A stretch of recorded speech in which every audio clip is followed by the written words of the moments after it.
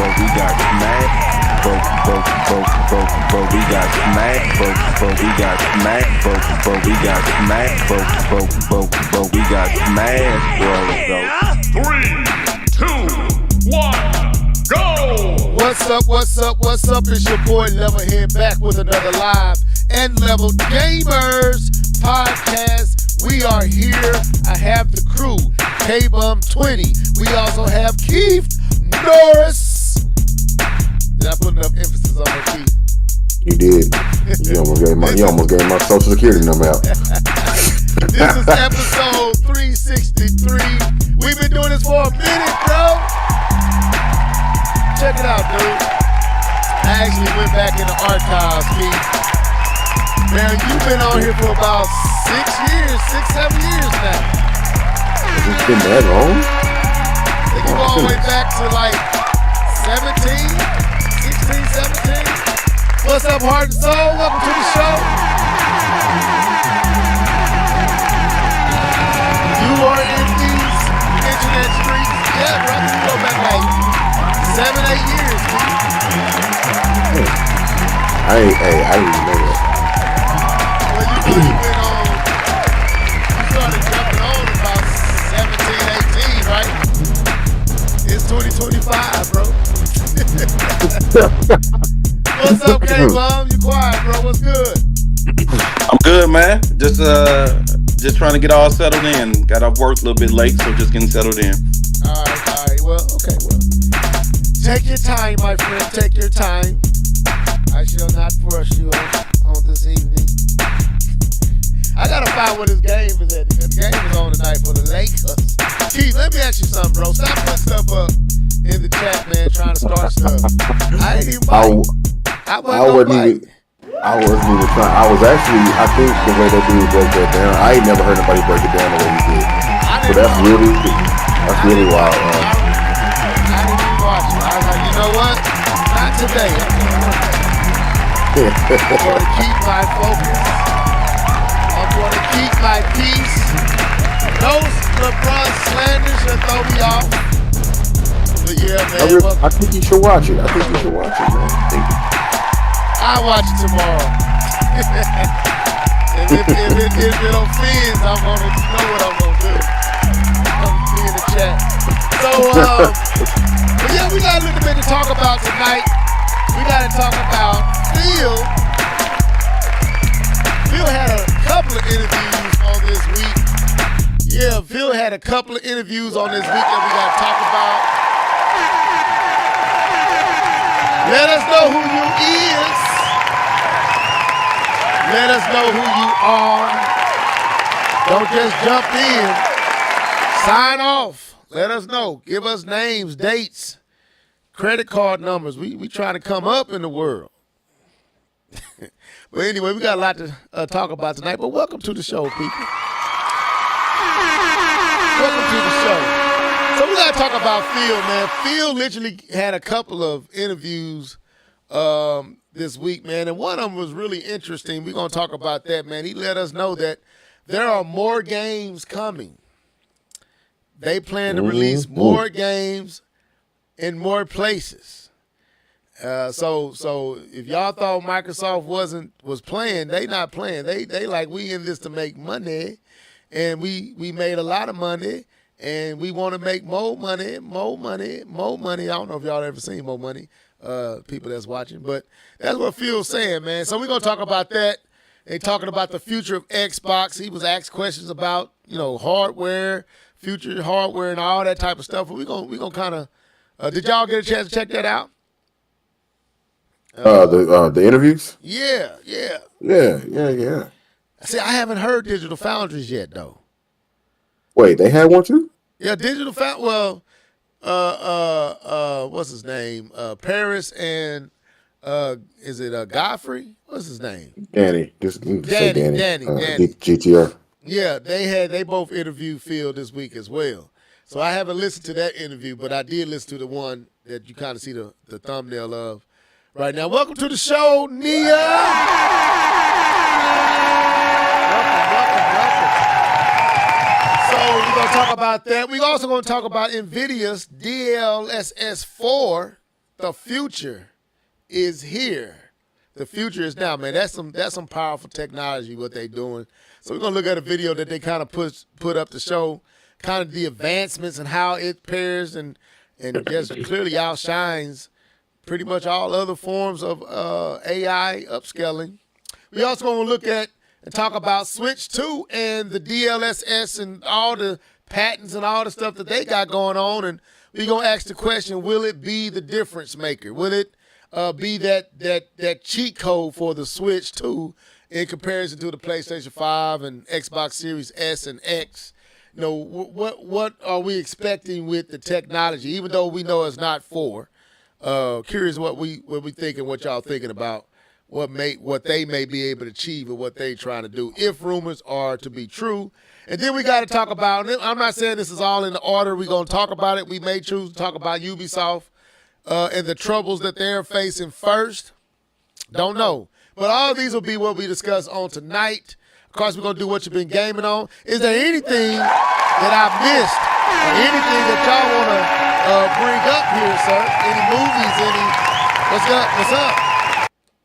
Hey, there is a movie. I don't know if anybody on here is subscribed to Paramount Plus, I am. but you are okay. There's a new Star Trek movie, and the only reason I haven't seen it, so I don't know if it's good, but I was intrigued because I think it's Amari Hart something Ghost from what's the name? Okay. I think it's yeah. Hardwick. Hardwick or yeah. And And the Asian lady from Everything Everywhere All the Time and all that whatever. Everything Everywhere all at once. Yeah, she's like the main person. So I was like, I'm actually intrigued to see what this movie is about. Michelle Wu. Hey, that sounds right. That's her name. Yeah, Michelle Wu. That's what that is. Star Trek Section 31. It looks. Is it the older woman or the younger younger girl? Was it the older? Michelle Yao Yi. Yeoh. I don't know. Michelle Yi. I thought it was Wu. Yeah. No, maybe it's Yi. Okay, sorry. Yeah, she's in it. So I'm intrigued. Like it didn't go to theaters? I don't think so. Cause I sure ain't seen the new Star Wars at the big screen, so they shadow dropping.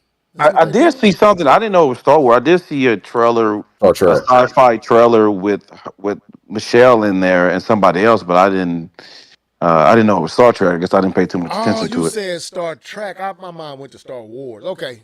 Yeah, Star Trek. Star Trek. All right, my bad. I misheard you, Keith. Yeah. So you said that's on Paramount Plus. I might go up there and I may check that out tomorrow. Anything else? K-Bomb, what's good? What's up? What any movies, anything? What's good? No, I don't no, I didn't watch a movie this past Friday with the wife. Actually we did watch, but it was a comedy special. So we didn't watch a movie this Friday. Last Friday. Next Friday we'll probably try to catch this Friday coming up. We're still trying to catch that Craven. So we might do that this Friday. Watch it the same way I watched Venom. You know how it is. So that's why I'll be trying to do probably this weekend. Okay, that's what's up, man. Shouts out to Tiger King. He said can't stay. Just wanted to wish all a prosperous 2025 and Happy New Year. Also, that we can avoid all the foolishness from our leaders in the White House. Have a good night, all. Thank you, Tiger King. We share your sentiments. Brother, let me tell y'all something, man. Here we go. Don't do it. Can't don't say it. You can say it. I'll say my piece. I'll let you say it. I won't say it. I am trying to stay good these next 4 years. I've told one of my friends, don't send me anything that says Trump. I don't want to hear it. I'm not trying to put my ear on the grind. I spent 4 years when he was in office, fact checking, correcting, making sure people understood what was the truth, trying to make sure everyone heard. No one cares. No one cares. No one cares about the truth. They just want to believe what they want to believe, and they're going to agree with him despite him being absolutely incorrect on everything he says. It doesn't matter. It's his guy. They're going to agree. They're going to roll with it, and we're going to look here and be stupid, and we're going to say, "Is this the dream? Does anyone see this? How is this being allowed?" And it's going to be allowed, and so it's going to get tiring. We're going to get sick of it, and it's going to continue to happen. And so I have decided to tap out and step out of this game. I will not be fighting this fight. I'm hanging up my hat, and I'm just going to try to live my life. I ain't mad at you, bro. Because this man just said DEI is the reason why these planes crashed. No sympathy for the people that died in this terrible, horrible accident. He is already throwing blame instead of saying, "Hey, let the authorities do their job, figure out how this tragedy let the happened. investigation take its Let the course." investigation take place." Yeah. I have sympathy for those who lost their lives. This is America. We're going to make sure that we fixed whatever issue this was, and we're going to resolve this, and we're going to do right by the people who tragically lost their life. That's what I expect from a leader. That is not what we have. So I'm going to tap out of this situation. Okay. Well, you said everything you was articulating is what a leader would do. We don't have that. We have a TV personality. Man child is what we have. A man child. Welcome to the show, Comic Book Chronicles. Yeah, I'm in the same boat, man. The Lord literally has told me several times to clock out, to let it be. Trust me, let it be. That's kind of where I'm at. Trust me and let it be. I tell all you guys, no matter where you fall on the aisle, because we all feeling this one.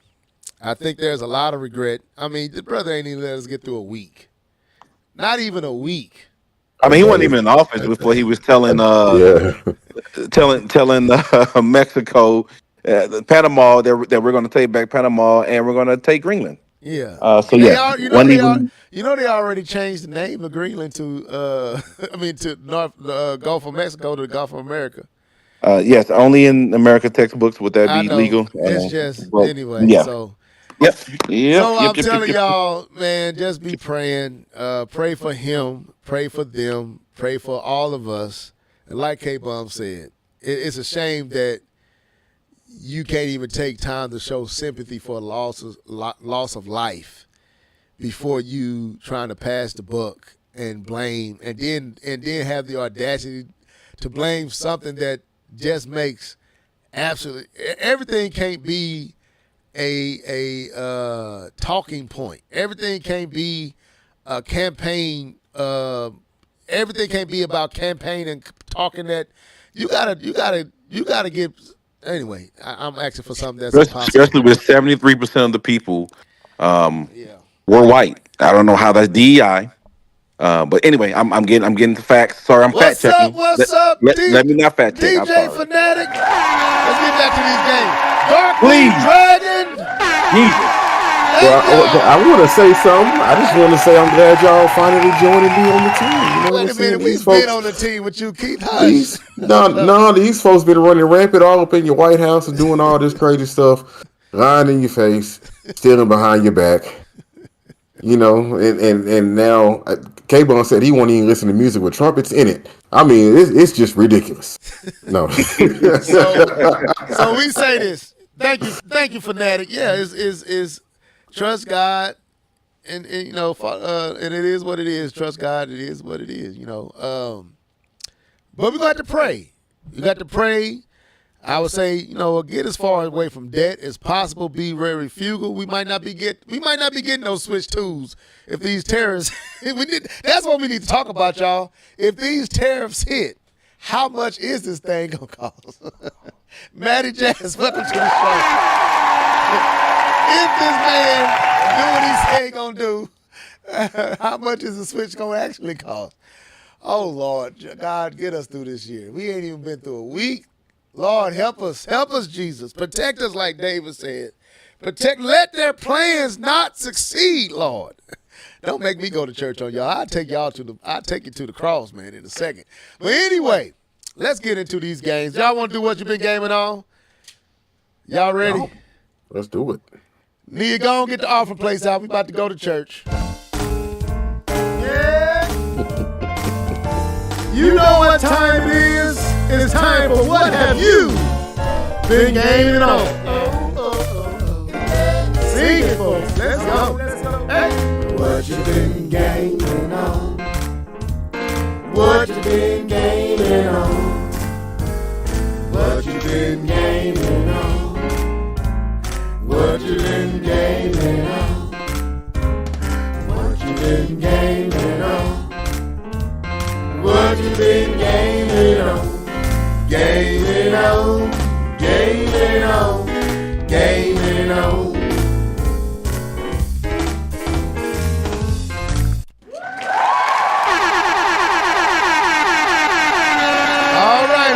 All right. Listening to the audio, the air traffic controller should have been more clear. I haven't listened to it, heart and soul.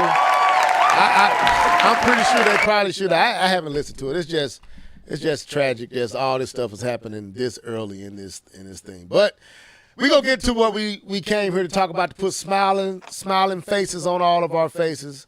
We gonna leave that at the top. So who want to go first? What you been gaming on? K-Bum, go ahead and take the floor, bro. Oh, well, he's muted. Keith, go ahead and take the floor, bro. Oh, sorry. I tried to unmute myself and I muted myself. I apologize for that, guys. So I'll go ahead and explain what I've been gaming on. And I know last week I gave a pretty decent rant because there was an individual on the podcast, not going to say any name level, that did not join me. Wait a minute. That did not. No. Let him cook. Let him cook. I was going to turn my TV. Every time I get up and take these earphones off, he blasts me. It's like that did not join me previous week. But I do have to say, the name I won't name level did join this week, and we got a chance to get some gaming in with some Marvel Rivals. So per usual. For me, Marvel Rivals, per not usual, Level was there, and I was happy that he joined us. My brother was actually, who really hasn't gamed in 5 years, also showed up as well. So we got some good old fashioned level head down type of gaming. See, but it was. I can't win. Even when I jump in, I can't win. No pauses. So, even when I jump in, I can't win. So we had a good time, man. We had a good time playing the game. Even when I jump in, I can't win. So we had a good time, man. We had a good time. We're trying to get him. Let me cook. I have officially put Keith on the clock, and so the complaining about Keith not showing up will commence starting today. Keith, I need to see you. Come join us in Marvel Rivals. We can get everybody on there once. That'll be dope. But yeah, so I've been spending my time playing the Rivals. I am a hot second from hitting. You guys may not know how the rank system works, but I'm a hot second from hitting Grandmaster in Marvel's Rivals in the rank system. So that's a pretty big deal. I never hit Grandmaster in Overwatch.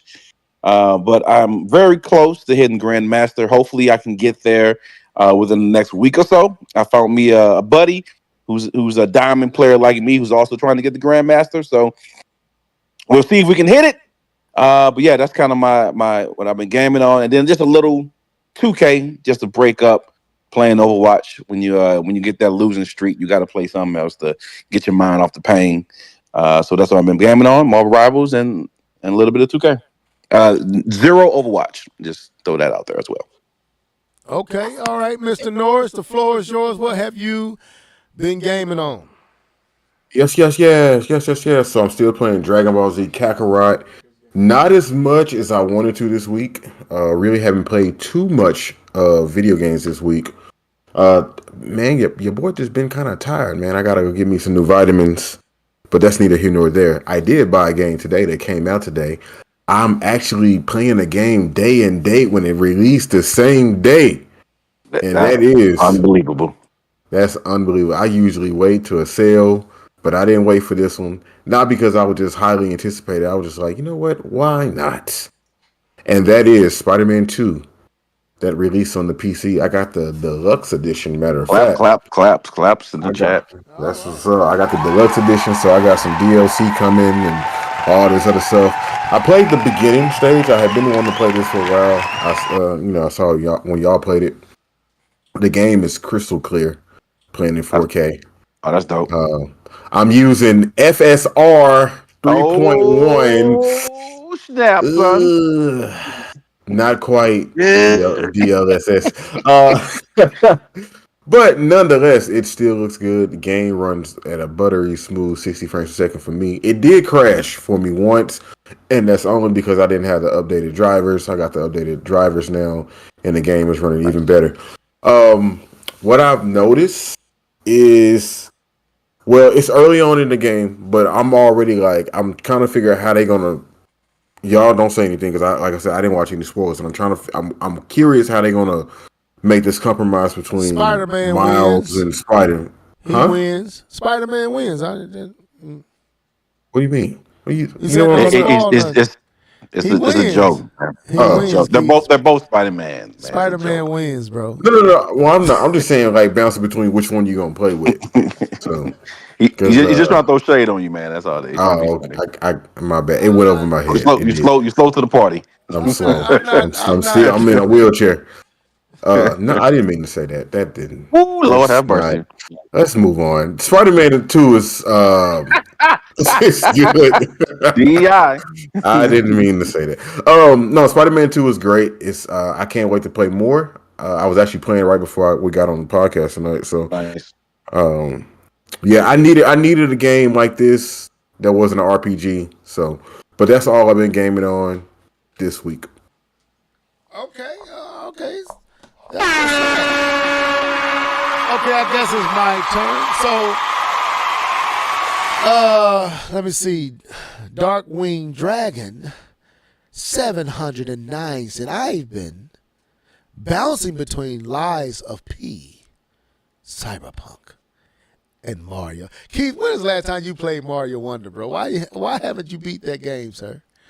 I probably never want to beat that Natty game. Jazz 47 says, I've been playing Fantasia. How you say that? Fantasia Neo Dimension.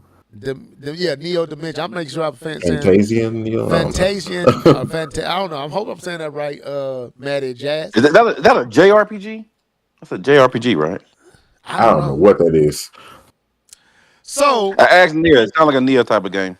It do. Actually, not being funny, Nia, I did think of you when I read that. I was like, that do sound like Nia. So anyway, what have your boy? I've been playing 0 games. What have you been doing? We see what you're doing, taking pictures and getting ready for weddings. What's going on, Nia? Anyway, let me stop. Let's not bring that up here. I saw your pictures, Nia. I was like, oh, okay. What's going on here?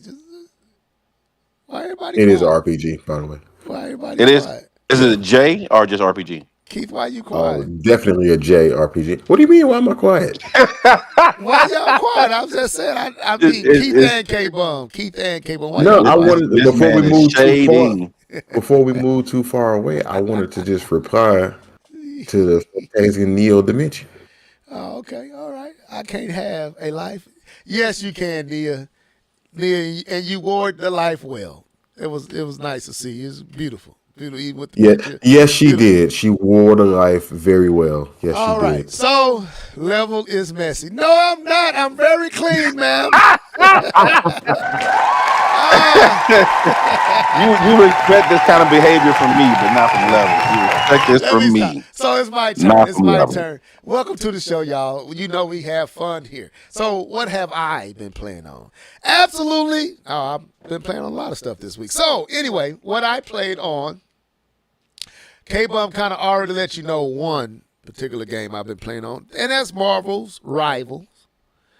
And your boy was beasting. No level head down, beasting. With girl, thickums herself. I was holding my own with K-Bum and Taz. Wait a minute. I Wait. was holding my own. Wait, no, wait. We was What? doing what? Dickums. What? You don't understand the conversation that we was having when we was playing. The character Squirrel Girl Squirrel Girl is very overly developed. She's thickums. Girl. the developers. They knew what they were doing apparently, and they wanted to make some fan art. So they have a character for it. Yeah, so I was just referring to a conversation that was like, man, because I said, this girl is thicker than Thor. And that Taz was like, she ain't tall as I said, I didn't say tall, I said thick.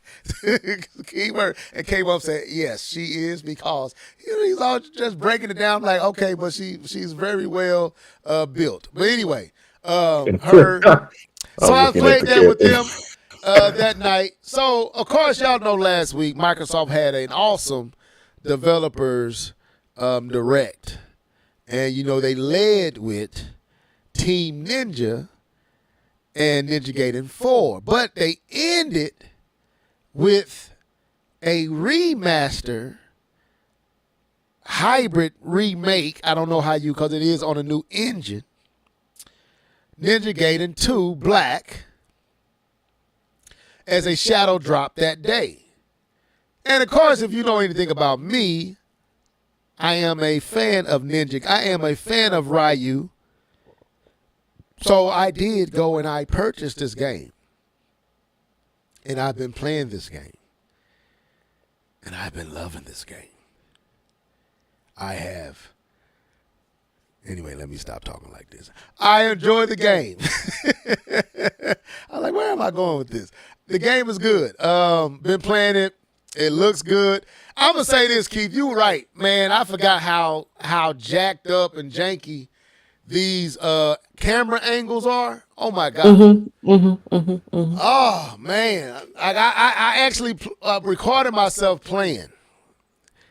Don't hold it to me. Don't look. The last two outings of my recorders has been terrible. I feel like y'all think I can't play no games. I can play, y'all. I'm pretty decent when I want to be. But them two last videos of Astrobot and now Ninja Gaiden Black, 2 Black, does not put me in a good light. I look terrible when I rewatch that video. Don't go back and watch it. Don't give it no views. It was terrible. Keith had the audacity to put it in the chat room like I didn't know I made the video. I think he was trying to be funny. But no, I didn't know what K-Bum is saw it, so I was like, man, look at your boy out here. No, I wasn't trying to watch that. I wasn't trying to watch that. Wait a minute, K-Bum, what that supposed to mean? What you trying to say? I was handling my own until I got to the boss and didn't realize I had him beat. That's how rusty I am at the game. I didn't realize I had him beat. All I had to do was charge up and finish him off. I kept on jumping and trying to do the jump dash, head slash, whatever it's called, and died 3 times after that. But anyway, what she say? I played Final Fantasy VII Remake. It kind of caters to Westerns sensibilities. No, she telling K-Bum to play Final Fantasy VII. Okay, all right, okay, cool. Because he want to play a JRPG. I don't want to play one. I'm just. So you're not a real gamer. So I'll give one a try. So I played that, and did I play Astrobot? No, I played. Did I?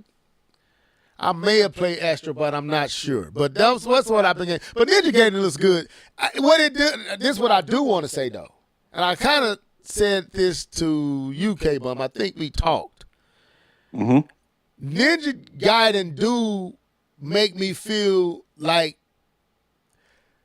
you can feel the passion in the game.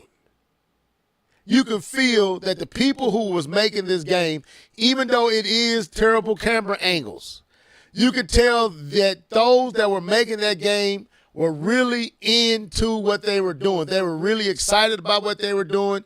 They was really, really believed in their work. It shows in the quality of the game, minus a few limitations of the time.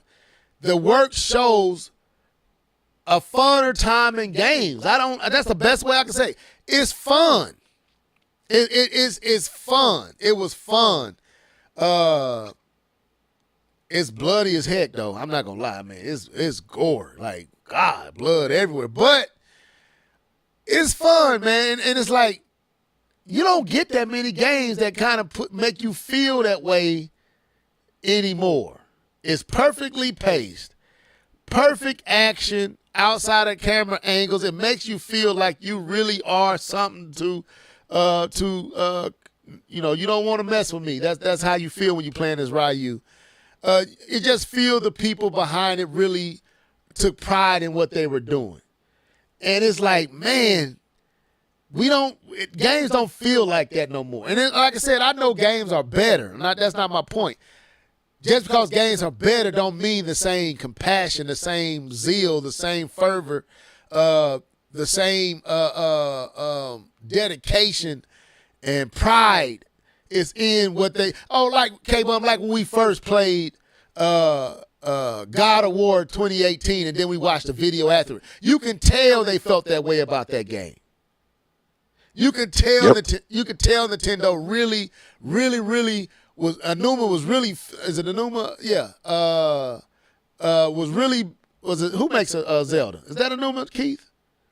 He's the producer, yeah. Yeah. You could tell they really took pride in Breath of the Wild. It's not enough of them type of games. You could tell the people that made Helldivers 2 really was enjoying themselves when they made it. You feel it in the experience. It never felt old. It never felt like it outstayed its welcome.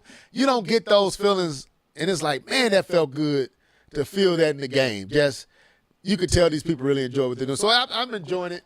I hope that this time I'm gonna get.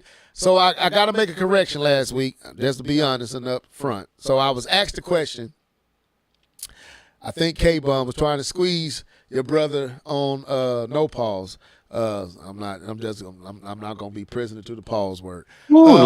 Press your brother on did he beat any other Ninja Gators? And I said yes, 2 and 3. I did beat 3, but as I was sitting back and thinking about it, I was like, no, I did not beat 2 because my file was corrupted. But I was really, really far into on the 360 before I had a corrupted file. So I will get a chance to finally conclude the story. I think I was like about 3-4 chapters from finishing. I was up there in like 16. I don't know how many story chapters is, but I was up there. And I had a corrupted file. So to be honest and be forthcoming and truthful, because we don't lie on this podcast. No, I did not beat Ninja Gaiden 2. K-Bum, I just want you to know, and everyone here to know, did you hear me, Nia? Did you hear me, Maddie Jazz? I didn't beat it, but I will. I will beat it this time. I don't think my PlayStation 5 will have corrupted data on your boy. But anyway, that was what you've been gaming on. So we're going to get into these topics. As y'all know, we said that Phil Spencer, we're going right there. Phil had an awesome interview. I forgot what this dude's name is. Destin. He had a really, really dope interview with Destin. He talked about a lot of stuff. Did you guys get a chance to check out that interview? I'm going to try to pull up so we can kind of talk about it. Did y'all get a chance to check that interview out? Yeah, I didn't finish the whole interview. I think I was watching it at work. I think I had maybe a minute or two. So I think by the time I got to it, they were kind of like just just kind of talking to each other. I wasn't really talking about Xbox anymore. So maybe I watched the whole thing. Yeah. But yeah, for the most part, yeah, it was a pretty good interview. They've been all these people, and I'm not going to jump the gun, but they've been asking Phil the right questions. I feel. Yeah. They asked him several questions. They asked him about basically hardware, about their software and their plans. Are they, with Sarah Bond and last year and all the things that they said, with just testing out, these games here. Not everything now. What's your plan now? And Phil was kind of really open and transparent and really just kind of laid it out. And I'm gonna be honest with you, and I'm gonna let Capon speak on this as well. How he felt, about it. I appreciated what Phil had to say. I really did. I thought Phil was forthcoming. He was honest. And it felt honest. It felt like, you know what, guys? We've been trying to figure out how to tell you guys that we unfound the bag. But now that we unfound the bag, now that we have discovered where the money is, we're unashamed about telling y'all where we going with things. And, you know, I'm not invested in the Xbox ecos. I don't have an Xbox Series of any caliber, any version at this moment. And how things looking, I don't think I'm gonna need to get one. But I as a gamer, I appreciated what Phil this interview. So, Keith, K-Bum, did you have anything to say before we get into some of the things that was discussed in the interview? No, I don't have any additional feedback for that. We can jump into it. So, I liked how it started. They kind of started talking about Ninja Gaiden and how they secured that. So I didn't really know that actually we have Ninja Gaiden 4 because of the work of Phil and Xbox with Team Ninja. I didn't know that they were the ones who invited Platinum Games in to help work on it. Like, all these things were like, I did not know that. It's like, wow, that's dope. So, curious what y'all thoughts. What did y'all feel about some of the revelations on how Ninja Gaiden pretty much came to be? Can't even speak on it. Oh, man. K-Bun, did you catch that? That how they kind of did the lifting on why they and it's going to all the platforms, but it was, I don't know if they are they the ones that's distributing it? I don't know how it's working. I probably need to What cut Xbox is getting from it? What cut? Right. So Yeah, I don't think they're just doing it for free. if one of you guys, what Nia said, we done found they done found the bag, Nia. That's fact. Could one of you guys in the chat look this up for me, or I can look it up myself? I'm just The publisher is Xbox Studios. okay. So it is them. So they pretty much Developers are Team Ninja Platinum. The publisher is Xbox Studios, so they gonna get the paper whenever Right. you buy it on the PlayStation or wherever you buy it. So basically, they doing what Nintendo did with Bayonetta. Nintendo basically paid Platinum to make. Did they buy the rights to Bayonetta, or they bought Bayonetta 2? I think they did something for Bayonetta 2, and I forgot how that worked. How did they do that? I think I want to say it's a partnership between them and Sega, because I think it's Sega still. Yeah, it's Sega's game, but Platinum produces it. Yeah, I can't remember how that actually works, but it's Nintendo has exclusivity rights, but I think it's still a Sega game. I think. Hold on, I'm gonna look it up. Yeah, I think it is Sega's game. No, it's Sega's game, but Nintendo has the publishing rights of 2, if I'm not mistaken. What's up, Cherry, man? Welcome to the show. Yeah, Nintendo published it. Sega owns it, right? So, but I think they had exclusivity to Bayonetta 2. I don't know. I'm not I think sure they 3. published 2. I think. Yeah, right? they published 2. I don't know about 3. But anyway, it seems like that's a similar situation to what's going on here with Team Ninja and Microsoft and Xbox division. Phil, them are publishing the game, so they're going to make the profit off of the game, while Team Ninja and Platinum produce the game. And unlike Nintendo, they didn't make it exclusive, which they could have. They we found the bag. We gonna put it everywhere. And you know, I am, you know what? I am impressed with Phil. I like the fact that they're just being honest. of a peek at this point. trip that made that happen. And I like that. Well, it was multiple trips. So here it is what he talks about it. I have a picture actually of me in their offices holding, where we're holding a Ryu statue. That was probably 2017, like when we started hey, we should go do something. And then I'd go over, Sarah Bond and I, multiple times a year. We needed to find the right studio to do the game, so that when Platinum, we got them signed up, and so it's been a good journey. It's been a long journey, but we waited because obviously the game's coming out in 2025. So in terms of announced to launch, this is a pretty tight turn for us.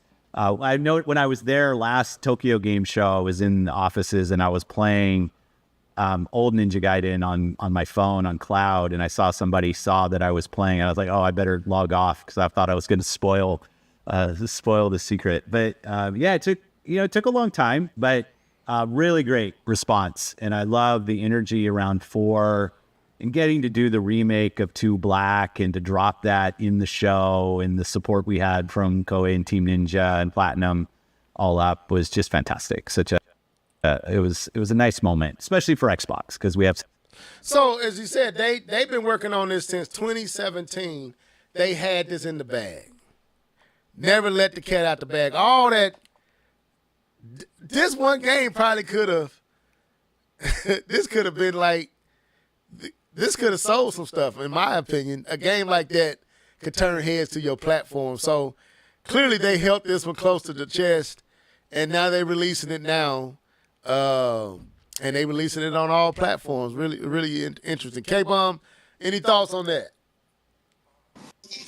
I think it's dope that Xbox is kind of going out there looking at what can benefit their brand, and also, I mean, looking at what gamers like. I mean, this was definitely a fan favorite for many people, Ninja Gaiden, and actually bringing this franchise out of obscurity, because it's been out for a while and back into the public eye, and kind of putting their money for it in order to do it. I think this symbolizes what Xbox is Such a history. now, which is, as they stated last year, one of the top, if not the top, third-party publishers. And if it's right in, and this is meant to, as we said before, meant to sell Game Pass, not really meant to sell hardware. But if they continue to do this, which is kind of their realm as being a Microsoft, part of Microsoft, which is the whole, if you can't beat them, buy them. It's on brand, and I think this path and this direction is going to be a way for them to make money, because it's not the hardware route. Apparently, that was shown in the PS4 era when they were outsold 2-1. It was shown even more now when they're being outsold almost 5-1. But that doesn't mean that they're suffering, because they are absolutely making money, especially out there making $60 billion investments. So I think this is on par for them. I think this is a good path forward for the brand of Xbox, and it's going to make them money. And to be honest, let's be honest here. This is a win for the gamers. Let's just call it what it is. Xbox is going to make their money, but this is a win for the gamers, because we get to play this game that they went and found that they spend their money on, they spent their resources on, and say you can play it here, you can play it there. So the winners, to be honest, I think in this whole ordeal is the gamers, and the fact that they remastered 2 for those people who didn't finish. I think the gamers win here. Just being completely honest. Mr. Norris, I heard you chiming. Yeah, I was saying it sounded like Paris Bum 20 over there. Yeah, I did say he the Paris Guys, of the show. This is a win for the gamers. Everybody wins. No, you got to put a little bit more deeper bass in your voice when you're talking. Everybody There you wins. go. This There is you for the go. gamers. This is for the gamers. For And say- gamers, you gotta gamers. say this too. Xbox And all green. You guys say, all you guys that are hating on me on X when I said that I don't want to see this. People change opinions. You can't hold me to opinion I had before, but now that I see that they're all in, I I have the right to change. I'm like, Paris, you stop trying to hedge your bets. You stop it, Paris. But anyway, Mr. Norris, go ahead. Hey, no, I'm gonna leave that for the last. But I agree with K Bum.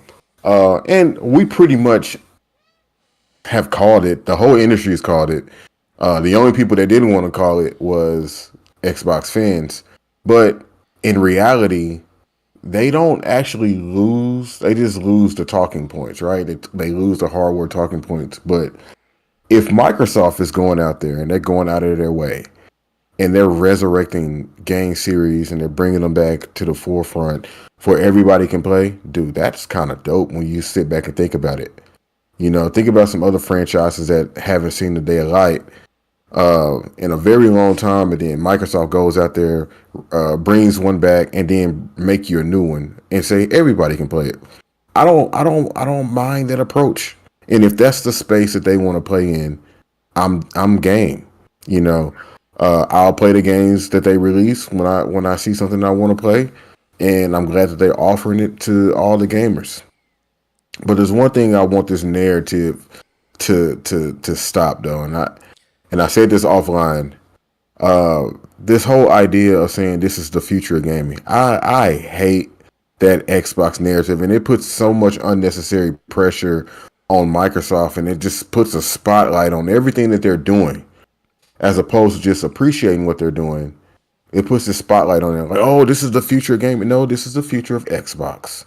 Nintendo's still going to do their thing. PlayStation's still going to do their thing. Do your. But LeBron was the future of the NBA, and they said that when he was still in high school. Man, let them have that pressure. Lord Jesus, no, they don't need that. And he lived up to it anyway. So I'm not saying like pressure is like. What was the game? Starfield. Starfield. Yes. Yeah, the game of the generation. That game didn't need that pressure. That game should have just came out and played, but now you put it up here and said this is the game of the generation. Now everybody's looking at it and they're expecting something God tier, and then when it came out and it was mid 75. It was, you know what I mean? So stop saying this is the future. Just say this is the future of Xbox and this is what we're doing. And I think since it's for everybody, everybody can appreciate it. You don't have to diminish nobody in the process of doing it. So I look forward to playing a lot of their games. I didn't re-up on my subscription today. I bought Spider-Man instead. But that ain't the point. There is a lot of stuff. There is a lot of stuff on the Xbox that I do want to. On Game Pass that I do want to try or play. Keith. Indiana Jones. This is an Xbox, sir. If your PC is an Xbox right now, that's my what Phil PC said. is not an Xbox because it is not on my system. So let me say this, man. I want to bring up what not Heart and Soul, but Darkwing Dragon said. But I'm gonna say this real quick. Well, let me bring up. I'm trying to remember what I was about to say. I lost it. So I'm gonna just read what he said. Then I should remember what I was gonna say. Oh no, to push back on Keith. Man, I'm not sure. I don't know. Maybe not Nintendo, but with what's going on with Sony right now, and Sony, to me, is not going to pass up on an opportunity. We didn't think Sony would put games on PC, but they doing that now, and they found another bag. Matter of fact, Keith, you literally playing one of their IPs right now. So I'm not. And it ties into what it can go along with the question that what Darkwind Dragon put up here. He said, as an Xbox fan since the OG Jade Empire days, I hate to see them throw in the towel. Everything they showed could have been a console seller, or could have been console sellers, but they doing what they feel is best. And I agree. Like I just said, definitely Ninja Gaiden 4 could have been a console. I ain't gonna say a console mover, but it could have brought eyes to your system, because that's one of them games that's gonna catch your eye. And I'm gonna say that's pretty much what they've lacked is eye-catching games. Starfield, I don't even think Starfield. It was and it wasn't eye catching. Hellblade 2 was and wasn't eye catching. It looked amazing, but it still served a niche audience. Hellblade 2. Starfield, like you said, Keith, too much pressure was put on it, and it wasn't able to live up to the billing. They jacked up Halo. What was the other game that they had? They jacked up a lot of their games. They even jacked up a lot of the Bethesda's titles. So it hasn't been well. And they even talked about the identity. You know, the question was asked: is Xbox losing their identity? And I was like, has the Xbox ever had one? When it comes to games, Xbox hasn't had an identity outside of Halo and maybe Gears, Fable, and Forza. What are they really known for? They are the first the dude bro first person shooter games. That's been their thing. Right. Once you get past Gears and Halo and Forza, because Fable ain't if they don't, but we don't get no. They don't make a lot. So them three dude games, bro games. They're known for playing Madden, 2K. so I think they are they are paving a new path. They're not third party. They're not. Sir. Wait. Let me finish. Let me work. They are not. They're a hybrid company now. They are a third party, but they are first party too. They make hardware, but their games can be played anywhere. They have their own devices. They even talked about a handheld. They got a handheld device coming. But everything is an Xbox.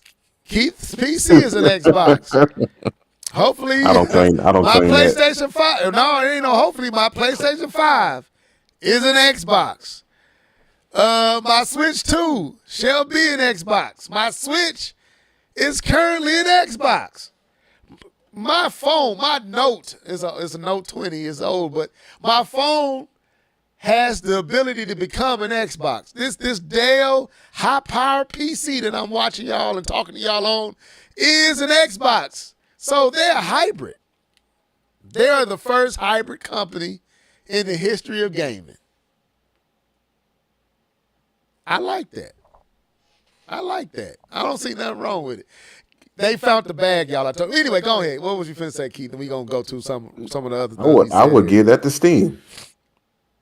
I would say Steam is because you had Portal 2. You got and I'm just messing with you at this point. But what was the other one that everybody loved? It's the first person shooter that they developed. I know what you're talking about. I cannot think of that name. Who Half-Life. Half-Life. Okay. Half-Life. Yeah. No, because those games were on PC, then they went to console. They went console. And then, Steam. Stop making games. Yeah. And then Valve stopped making games, yeah. Valve. I said Steam. Valve. Thank you. Mm-hmm. But, yeah, I hear you. Okay, my PC is an Xbox, because I do plan on re-upping my subscription. You're right.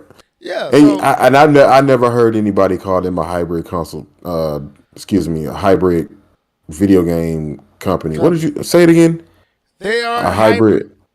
They are a hybrid company. They're a hybrid of gaming because they do both.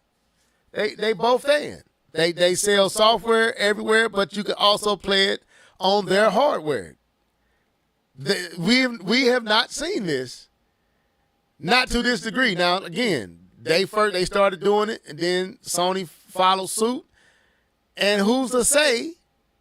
Because right now, the Lego version of Horizon is coming to the Switch. Now it makes sense. It's on the Switch. It makes sense. It's on the Switch. It makes sense. That game. It makes sense for that game.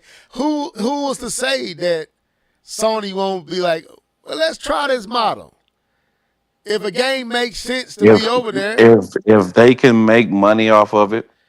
Right, because they're not fighting. They're not fighting the Xbox about it, so they can do this type of setup. Sony could and still be able to have their identity as Sony.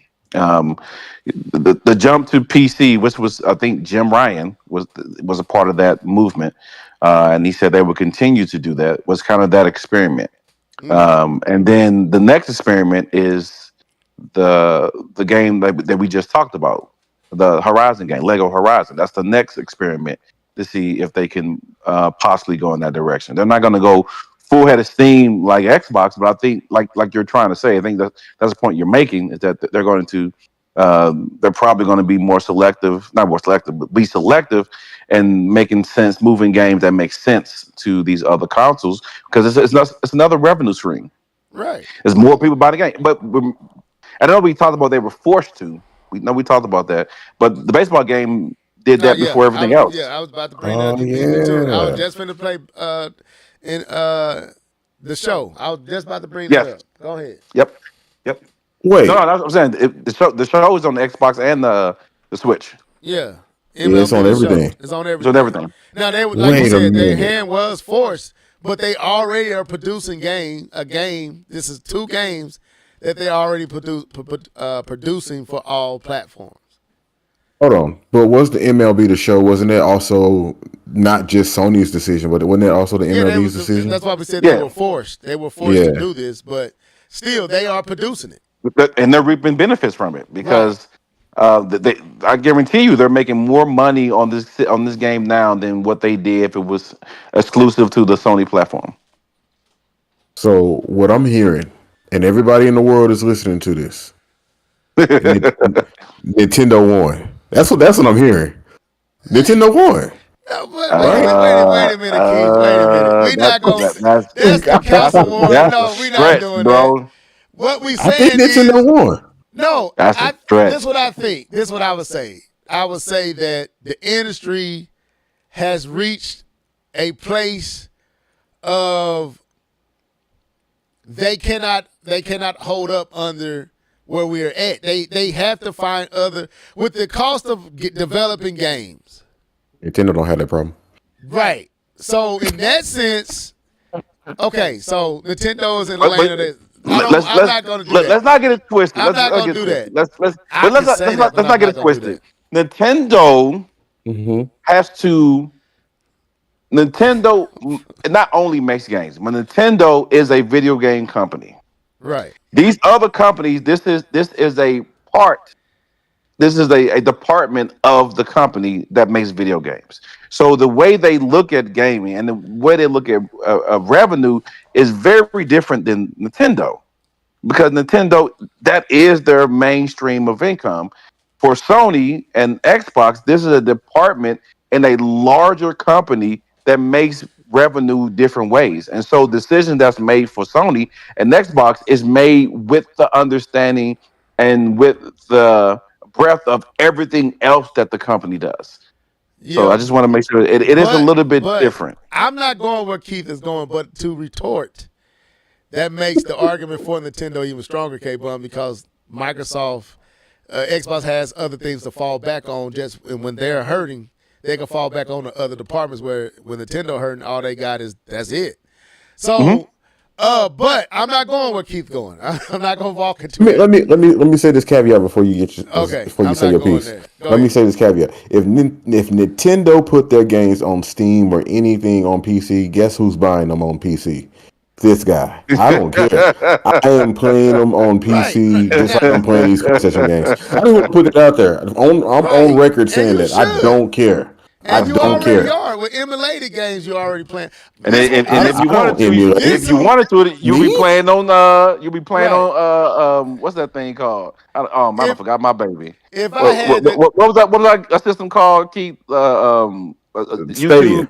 Stadia. You be playing on Stadia. I would be playing on Stadia happy. Look, let me be transparent and honest. If I had the choice to play Tears of the Kingdom on the PlayStation 5 or the Switch, where you think I'm gonna play it at? Man, you're doing too much. Now I see PC and PlayStation. Switch. That's different. I'm saying if I had the option to play, I'm gonna play where it's gonna be the best experience. But my point is, who really lost is all those who just preached and said that Nintendo was going third party before anybody else. They all lost because Yep. That's who lost. But anyway, my point I'm trying to make, I'm trying to get back to what I was saying. The person who lost is the console war warriors. That's who lost. That's who lost. I can see Microsoft opening up a space to where console wars is really done.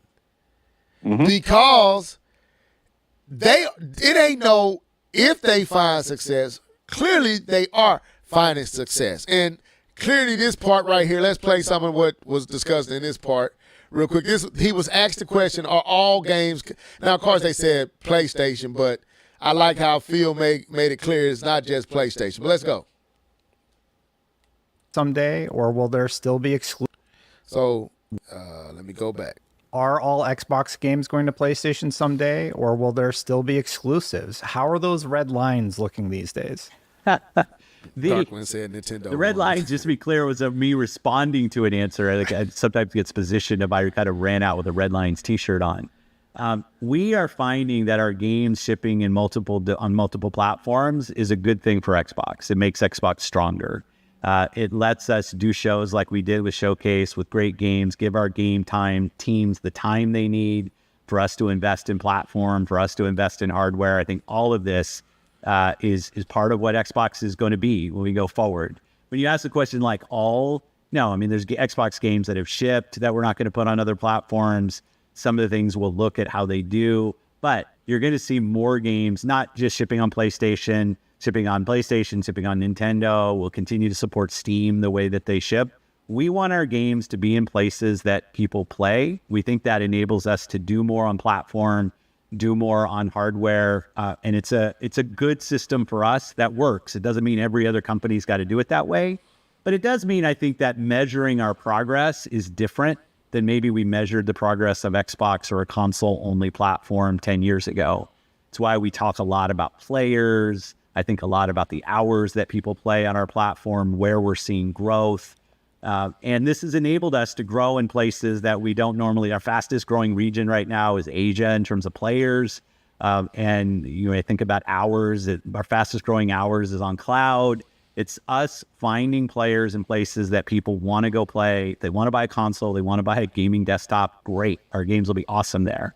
Our consoles will be a great place to play. But let's let games live where players want to play them.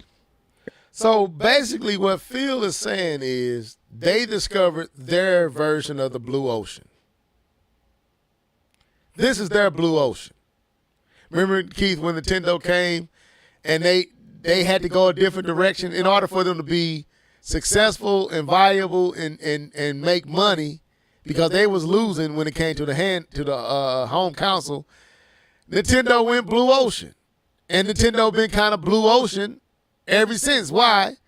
Because they started making money in an unusual way with new, what they call creating new gamers, taking experiences to people who weren't gamers and making them gamers. So they were creating gamers. What Phil is saying, we're not necessarily creating gamers, but we're knocking on your door and saying, would you like to play? That's what they doing. They knocking on everybody. You a PlayStation guy? Okay, well, would you like to play? Cause you're not coming over here. It's like the dude that nobody want to come to their house, so they start coming to your house. You never come visit me, so I'm gonna come visit you. I'm gonna knock on your door. So, and no matter who you are, do you want to play? Would you like to play? You don't have to buy my box to play. Play it on your box. Oh, we'll bring it straight to you. And they're seeing the results that they're seeing the results that they want to see. And it's working. It's making the overseers happy. It's making Microsoft happy. It's making Xbox successful. It's bringing in new gamers to the ecosystem. And they're winning. And Phil don't look stressed. That's why I know they winning. Phil don't look like he's stressed at all. Like 2 years ago, he was super stressed. You're right. He was stressed. He's not lying. He's not holding nothing back. He's been clearly just sincerely transparent. He looks relieved. If y'all don't see relief on this man's face, this is relief. Our department didn't get closed down. I didn't get fired. We have done what we need to do. It may not look like you want it to look. It may not feel like it may not give you the argument points. It may not make you, it may not win you any council wars. But we not in this for the council war. We played that game. We lost that game. But we playing a game that we can win. We can beat y'all here because we are the biggest third party. And we make hardware that's better than yours. And we got the money to do both. We've not seen this. So I'm as a gamer, I'm happy for Phil. I'm happy for the Xbox. I'm happy that they are finding their footing. They are finding their identity. It seems like everybody has their identity now. They're not trying to be the new PlayStation, the new Sony. They're not trying to be Nintendo. They found their identity. We want to be everywhere, buy us anywhere, but we got devices for you if you want to play on our devices that may be tailor-made for the game, but you can still play it everywhere else. That, to me, is smart. It's not stupid. It's smart. And it's not hurt. What's going to hurt you that somebody else can play the game you playing? I think what allows them to do this, I think the only thing that allows them to do this and be successful, like they are, I believe, is Game Pass. Because they still have something that's unique to them in the console space. Game Pass on the Xbox is still the only place you can play all these games, air quotes, for free. So I think that still is the defining factor when it comes to picking a console for people. And yes, you can go the PC route and get it. It is a little bit different from the PC route. As far as the console space, that's still a unique position for them is Game Pass along with Xbox. I think if they didn't have that, it'll be a little bit harder to sell, even harder to sell Xbox systems. But I think Game Pass allows them to navigate that space. I do want to say that the PC, and everybody probably already know this, doesn't have everything. So like K-Mon was saying, Right. The Xbox is the place you can play everything. So if you want everything that they offer, you got to go to the Xbox. But I just think that they're finally adopting what Microsoft does well as a whole. You look at Windows. Windows is pretty much everywhere. Anybody can make a Windows PC. I don't know if it's as many as it used to be back in the day. It may just be a select few: the Samsung, Sony's, the Dell's. Like I don't know Toshiba and all them other folks still make them, but pretty much Windows, Office 365, all of this stuff is everywhere. Azure, all this stuff is everywhere, and Xbox is pretty much adopting that same philosophy. And like Level was saying, this is our identity. We're no longer even trying to fight that battle no more, and we're also not even trying to be number. We're not even trying to take over that industry. We're just trying to stay in this space. Everybody can play. We are the largest third party. When they did the Call of Duty thing, they got Minecraft. They got some of the biggest games, and I know they wish they had Fortnite. Like I wouldn't be surprised if Microsoft didn't try it. Xbox didn't try it later on when it becomes viable or whatever. But they just want to be the biggest third party. Nintendo can still do their thing. PlayStation can still do their thing for as long as they could possibly do it. But them, because just think about it like this: Sega has a lot of IP as well, right? And they make their games, but they're not as big as Microsoft. And Microsoft's just saying, "Hey, we're the biggest," and you can play it anywhere. So I like the philosophy, and the level I agree that is definitely their identity. I have no problem with it. So kudos to them. Right. Like, people keep saying Microsoft is all about no, that's not the point. What they're doing is, if you know anything about gaming, the focal point of these companies have always been the box. Their device is what's the focus. Microsoft said, no, we're not going to make the device center stage no more. We're going to make our software. is akin to Nintendo.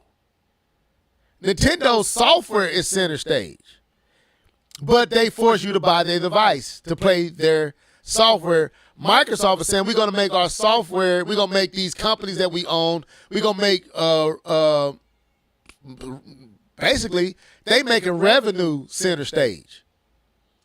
So we want all your dollars. So if you want a box and you want the Xbox with the green light, you can get that.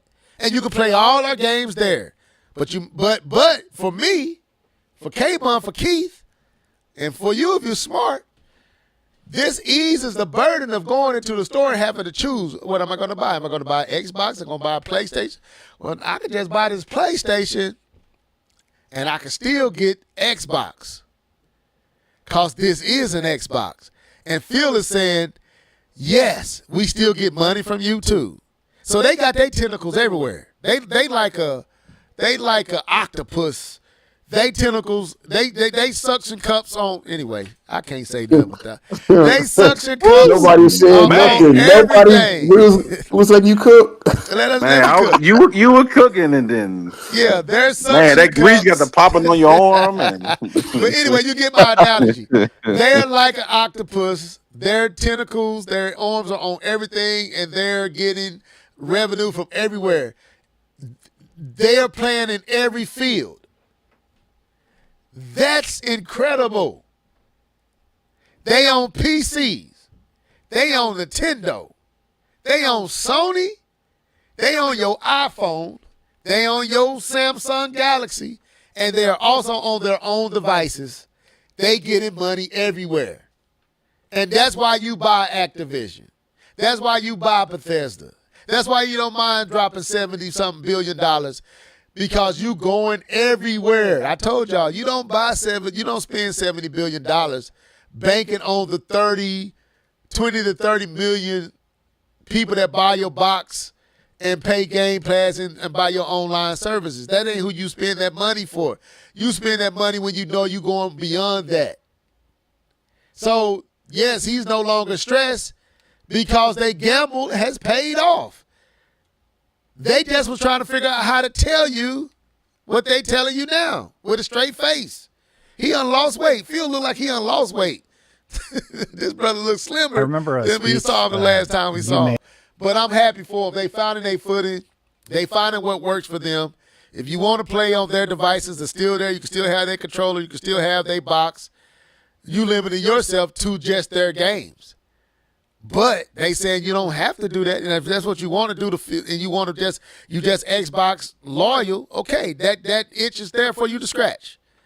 But me, I don't have to fight with no. I can go into the store and buy a PlayStation and a Nintendo, and I'm gonna get every game that y'all playing. I'm gonna get it right over here. Give me that Gears. Give it him. Oh, y'all know what I'm talking about. Come here. So give it to me. I'm gonna play it. Hey, shoot. That's why I'm saying I don't think Nintendo is going to do this, but don't y'all think Sony won't be too far behind to where, hey, we're going to put our games everywhere, but if you just want a PlayStation as your device, as your preferred device, it's here for you to do that. We still make these systems, but we put these games everywhere. It makes a lot of sense. I think even if Sony does that, I see Sony as doing a delay release still. It will probably be a staggered release where it comes out on PlayStation, it's staggered. It comes out on Xbox, it's staggered. It comes out on PC. I can see them doing something like that. Yeah. I ain't saying that they got to do it like Microsoft is doing. I'm just saying you're going to see more games from PlayStation. You're going to start seeing these games show up more than just PC. You're going to see that cross over to Xbox. And I think Phil knows this because they're going to want to make the same money that Xbox is making. They're going to want some of that money. So anyway, not to belabor this conversation too much, it was a good interview. Go check it out for yourself. I think you would enjoy it. Let's move on. So another thing took place today or this week. Nvidia kind of showed their new technology. Do we want to go there or do we want to talk about Ubisoft? Which one? Do we want to talk about Nvidia or do we want to talk about Ubisoft? We'll probably can get through Ubisoft pretty quick. You still got the article. Yeah, I'm trying to find it, but yeah, man, yeah, it's right here. So it's from Eurogamer. I believe so. Okay, so is it talking about Ubisoft closing 100, letting go of 185 staff? I didn't realize that Ubisoft had over 1,700 or 17,000. What is it? 17,000, 1,700 staff. People on staff. Like, golly. But anyway, so Ubisoft is going through. Let's get through this real quick. Ubisoft is really going through. They announced studio closures and as layoffs of 185 staff. So Ubisoft is set to close its UK studios based in, how you say that? Leamington? Is that how you say that? Leamington? I don't see it on the screen yet. Okay. It looks right. That looks right. Leamington, okay. As it shares 185 jobs across the business. A small number of Leamington staff will be retained under remote contracts. Additional Ubisoft offices in, don't you even try to get me to say that, formerly Blue Byte, Stockholm, and the Newcastle-based Ubisoft Reflections will be downsized. I don't know how to say that. Dusseldorf. I don't know how to say that. As part of our Dusseldorf. Okay. Dusseldorf. Oh yeah, I think let's let it go. that's German, right? Yeah, that's I German. think so.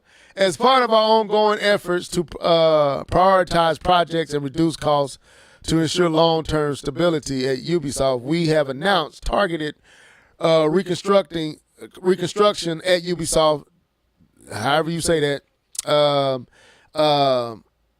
Stockholm and Ubisoft Reflections, and the permanent closure of Ubisoft Leamington sites, a Ubisoft spokesman said in a statement to Eurogamer. So they closing some stuff to kind of better serve their more.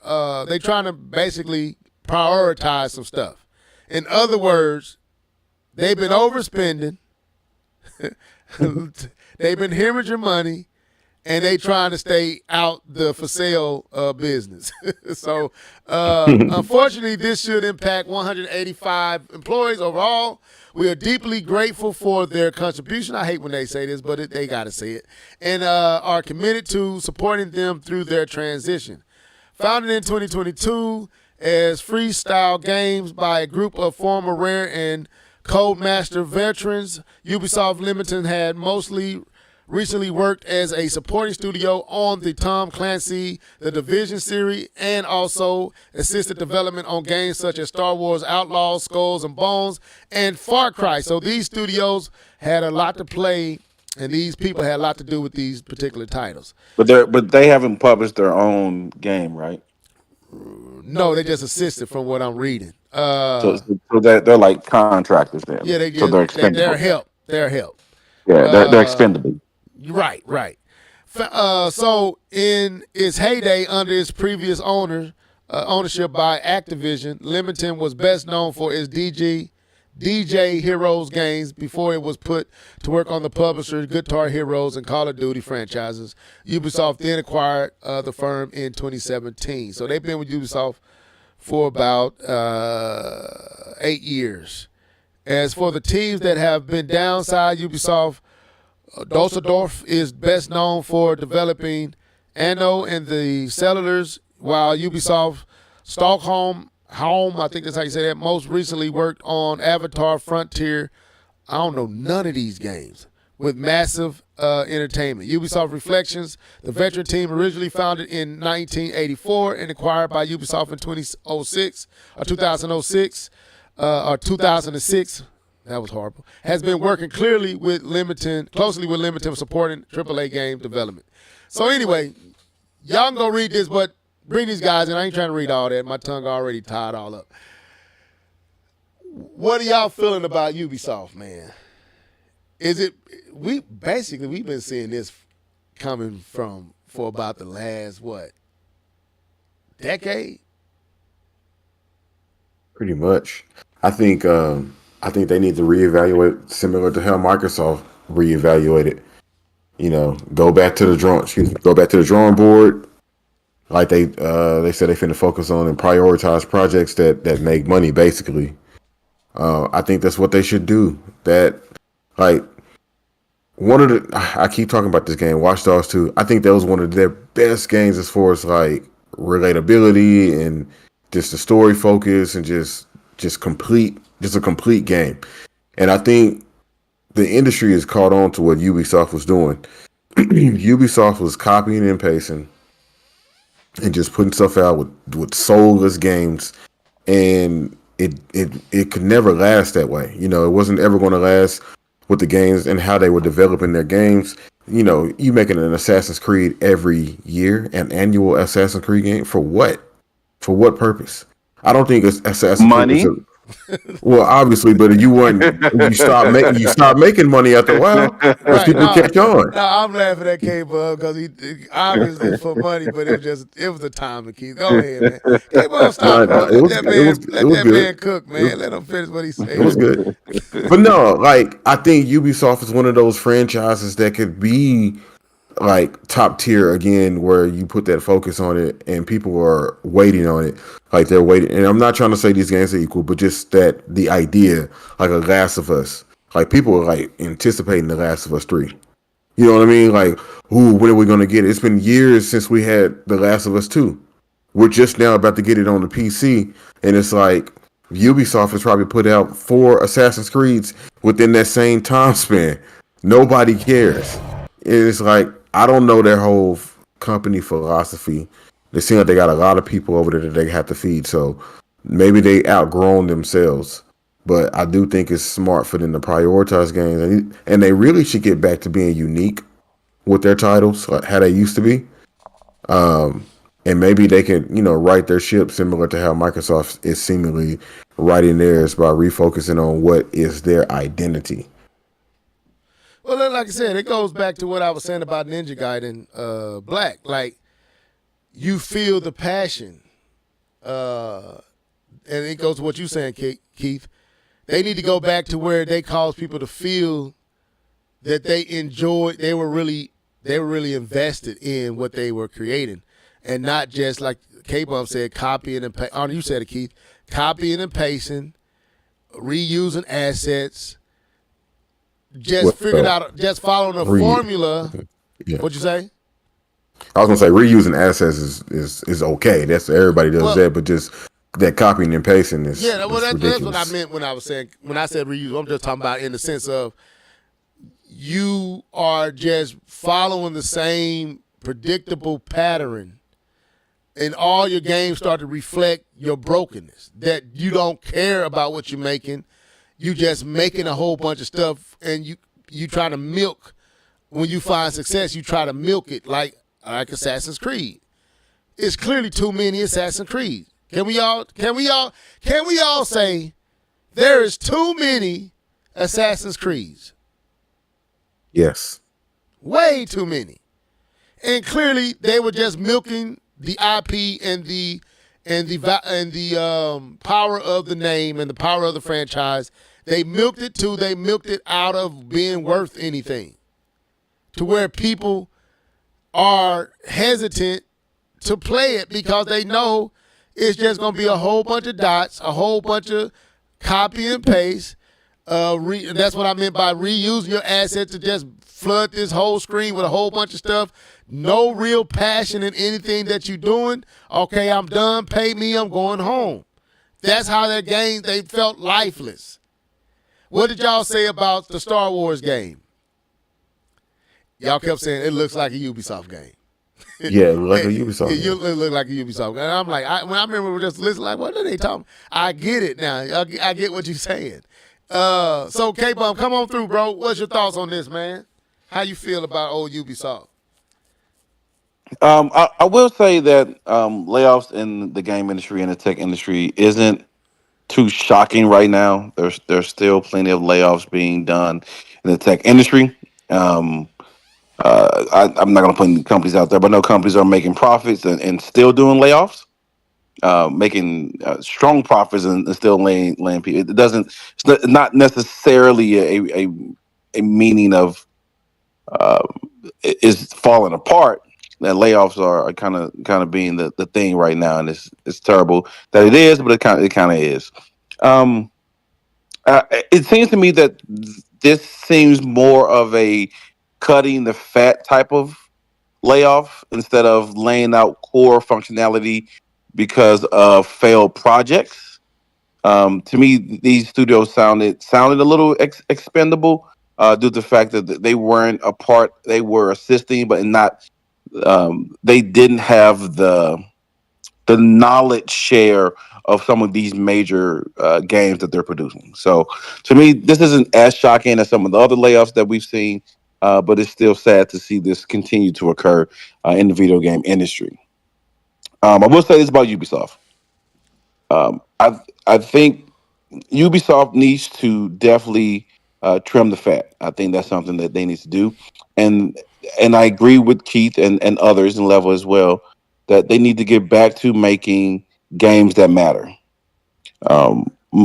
To me, Ubisoft it's an artist that that came out on the scene and their first CD was a banger because it was all that built up, writing and emotions they had in that first CD, and then it came out and it was a banger.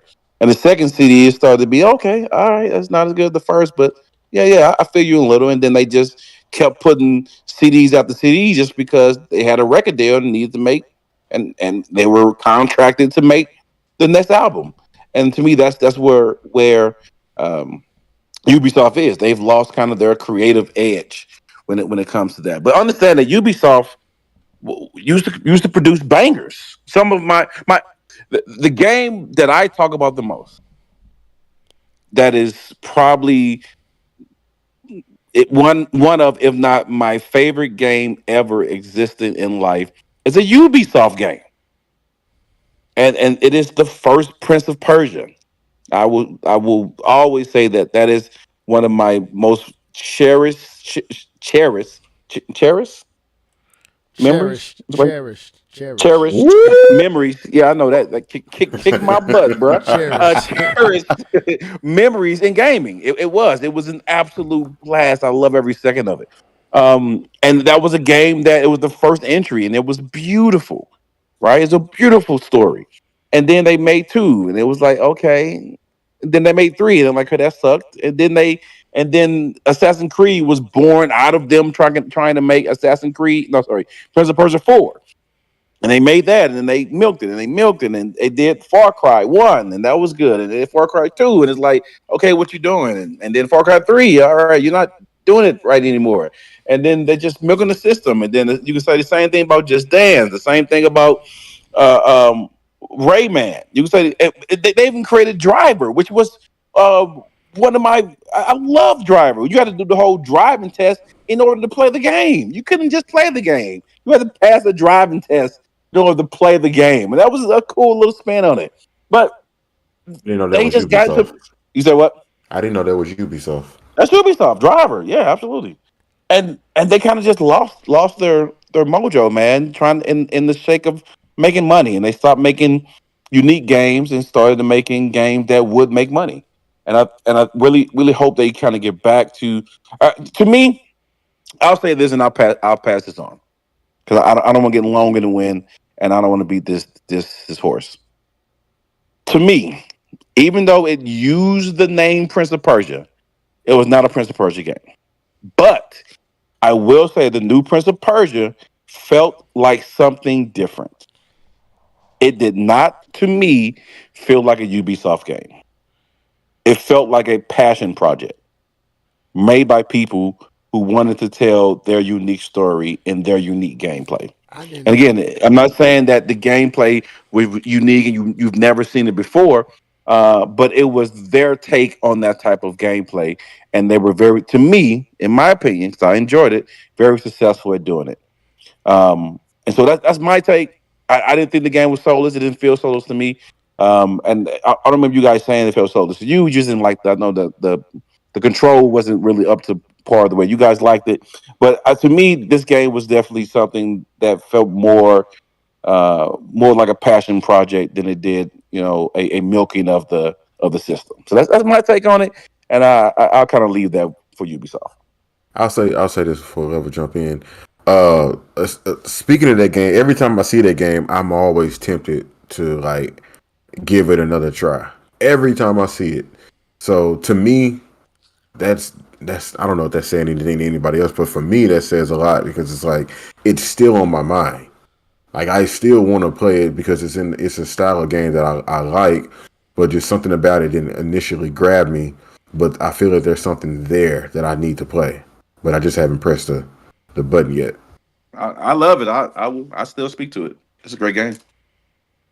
Man, there's a lot of games. It's funny. I'm actually looking to re-download it because of DLC. So I'm actually looking to re-buy the game because I had it on a GameFly. I'm just waiting for the right price. That part. There's a lot of games that Ubisoft make that, man, they don't even like. Man, where's Splinter Cell, bro? Where's they got a lot of games. I didn't even realize they made a lot of this. They made UFC. They made and one. There's a lot of stuff that they made that they don't even make a lot of this stuff no more. Red Steel, Raymond, they did Jackson. They clearly they have squandered their IPs, and they have milked the appeal out of them. You give people so much of it, they don't want it. You know what I'm saying? Like, and it all tastes the same, and it doesn't taste different, doesn't feel different, and it's like I don't want this. There's no quality in this. Y'all don't take y'all time with these games. How you? They take the same formula and apply it to every game, and that's not how you do it. You milk the fun out of it. Assassin's Creed every year. You're not Madden. You're not NBA 2K. Your roster ain't updated. Why are you making an Assassin's Creed every year? And they did that for about 7 years in a row? Like, it's just too much. It was 2, 3, 4, Black Flag, and then like Odyssey. Some of these games, this is Origins. They didn't make some of these games. They didn't make Resident Evil 4. So why is this even on there? But let me get out of this. Anyway, I mean, you know, like I said, the writing was on the wall. I'm not shocked. I don't think any of us are shocked. We probably surprised that it took this long for them to finally. And that's how I feel about it. I feel like I would have thought they would have got to the sense that they needed to change direction. They should have been here about 5 years ago. 5, 6 years ago, they should have been. We got to go in a new direction. But I guess you got Just Dance holding you up, and that's all they've been known for, bro. Really, like far as consistent, that's about the only consistent thing other than Assassin's Creed that they've been doing. So it's sad. You never want to see people losing their jobs, but. It was too big. It was expected, folks. We knew this was happening. It's just, man, you don't want to see it, but I don't think no one here, and I can clearly say, no one here on the Live and Level Gamers podcast is shocked. I don't think anyone in the comment section is shocked as well. We all saw this coming. So hopefully they find a way. Hopefully, like Keith said and K-Bum echoed, they get back to their identity. They get back to games that people actually want, games that they actually can pour some passion in. Actually put some distance and some space in the between the game to make a game that that can be out there for 3, 4, maybe 4 years before you have to make another one of those games. Actually put pride and don't kill your own IP. What if Nintendo released a 3D Mario every year? You would hate Mario. Yep. You would hate it. They understand I gotta let that galaxy breathe. I gotta let Odyssey breathe. I need to let Breath of the Wild breathe. I'm not gonna kill my own IP with a new one in the same. Come on, y'all. It was bound to happen. This was bound to happen. So it's sad. But where are we going next? So we're going to Digital Foundry. So let's go here. So Nvidia is doing some awesome things with this technology this deep learning, AI, upscaling technology, and they have, I guess, added another entry, or they have improved on their technology so much so that they have literally generationally leaped to where they're saying no other graphics card or the group like AMD or Intel or whomever else that make graphics card are really, really, really far behind where the technology that Nvidia has with DLSS, especially DLSS 4, is doing. So we want to kind of talk about that. I'm gonna let was it you, K-Bum, or was it Keith who shared this video? I believe it was Keith. Yeah. So I'm gonna let you take the lead on this, Keith, since you did share it, and I'm gonna play it. So go ahead. You don't want to do that. Oh, I'm trying to catch up to you. I ain't know I was far behind the podcast. Well, Sony has joined the machine learned image reconstruction race. So I don't see it playing, but yeah. So Nvidia, let's see. It says Nvidia DLSS is a suite of neural rendering technologies, and they have released the DLSS 4 for the 50 series graphics cards, and that's very specific. This don't apply to all their graphics cards, right? And I'm looking at this this video that they posted, and if this is true, with I don't know what game that they're showing, or just some render that they're showing. They're playing Ratchet and Clank right now. Well, I'm looking at their different video because the other video that you had. Oh, there it is. Okay. I was on their website, but yeah, Nvidia's way far ahead when it comes to machine learning. They are the leaders in this with this DLSS technology. This one don't have DLSS 4, does it? This video I shared. I think so. With the ratchet, is this the one? I think it only goes to 3.5. I don't know. So let me go back. Let me see if I can find the other one. No, this ain't the one you shared. Hold up. Well. Let's just go up to yeah. So now they're on 4. Yeah. DLSS 4, and they got this game running. This demonstration running. It's pretty much doubling what 3.5 can do. So basically, you take a base, let's say like 720, and then you can upscale that 720 and render it in 4K. However it works, I don't know how to. Cable, I probably know how it works better than I do, but it's like a multiplier, and it comes out sharp. It's not.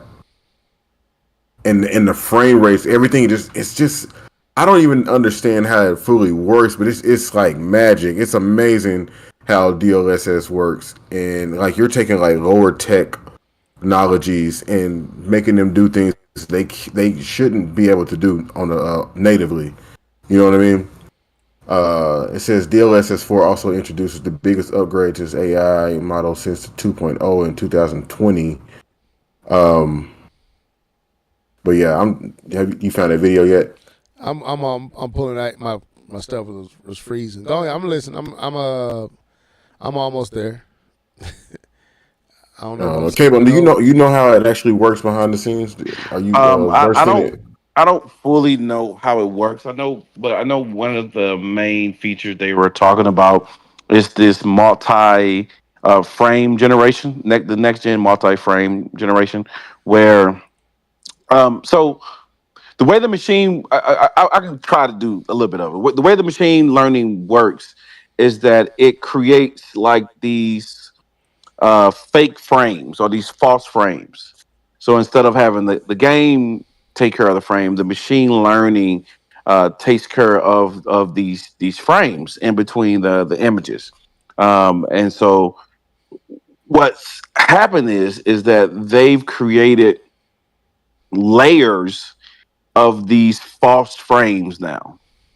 And so instead of just having one layer of the frame, each false frame has up to 4 of like 5 layers, which each layer creates an extra layer of crispness or quality.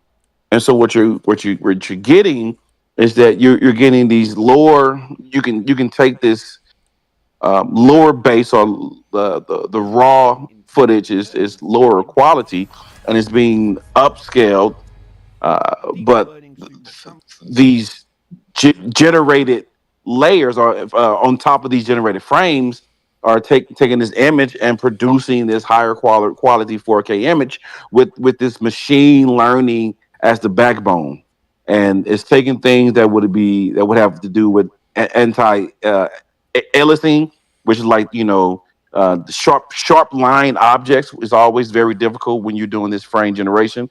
But DLSS4 clears all that up. Another thing you would get was it's called ghosting, where an image would kind of smear across a moving character or moving object would kind of smear across the frame. And with the multi-level generation, it completely gets rid of ghosting. And so they're seeing all these issues that existed in DLSS 3, and they're seeing in 4 that they're completely gone. And in most cases, and it seems as if it's a next gen type of jump going from 3 to 4, and it's not even optimized for what it's being used for. Like the game itself is not optimized. The machine learning is taking care of all of that behind the scenes, and you see these frame rates up to 100 to 200 when the base raw image, if tried to do in 4K, is like 30 or 16 or sub 30. A sub 30. It's a ridiculous jump, and you see the quality in the image when the multi-level frame generation, and you're seeing you're not seeing loss in quality. You're actually seeing improved quality, which is something that's very, very, very hard to do, and they're making it seem effortless. Yeah, they showed a 4K image, native 4K, and put a DLSS 4 next to it, and I think they said in the DLSS 4 it looks better than the native in some capacities, not all capacities, but in some aspects it was better. It was outputting a better image than the native 4K. It was better 4K. Than the native, yes, than the native 4K. Yeah. Yep. Go ahead. Yeah, they had on their webpage. They have Alan Wake 2, which is a very demanding game, running 4K with DLSS 4 on, full ray tracing, max gain settings. Natively with the 5090 card, it's like 28 frames per second. But when they turn on the DLSS 4, they get 237 frames per second. That's bananas. And with the 5080, they get 148. So you're talking about running these games at the best that they could possibly look. Of course, we know there's a false frame or a fake frame or whatever. But dude, y'all, based off what y'all just said there, the DLSS is looking better than the native. Like in Nvidia has, not all, but in some, yeah. Nvidia has, when you talk about next gen leap, this is the next gen leap, I would say, because now things are running a lot more efficiently, and you're able to max these. It's crazy. It's really crazy. It's almost spooky. Yeah, because they said that this DLSS 4 is actually compatible with current chips.